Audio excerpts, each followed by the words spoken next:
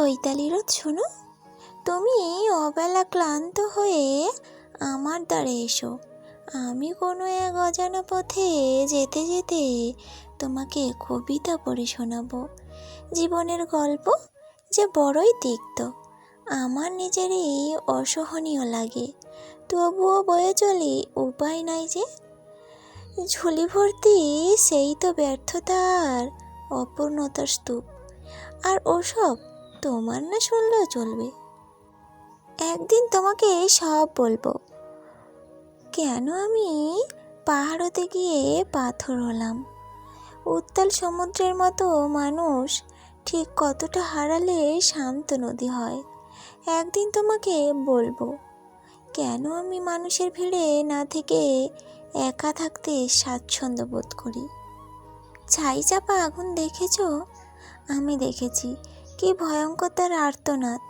কিছু মানুষের হৃদয়ে ওই আগুন প্রতিনিয়ত জ্বলতে থাকে, কেউ দেখে না, কেউ বোঝে না।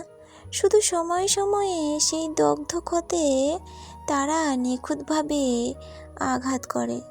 একদিন তোমাকে সব বলবো, কেন আমি পাহাড়তে গিয়ে পাথর হলাম। উত্তাল সমুদ্রের মতো মানুষ জীবনের অমীমাংসিত অধ্যায়ে ঝুলে থাকা আমি আজ জগতের মুক্তির খোঁজে মগ্ন থাকি।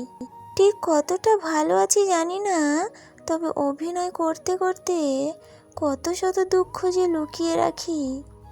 আমরা অদ্ভুত, আমাদের রিক্ত শহরে একটিও ভালোবাসার শব্দ কোথাও পড়ে নেই।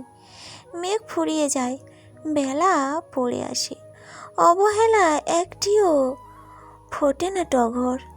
শহরের গা বেয়ে নেমে যায় লড়াইয়ের খবর।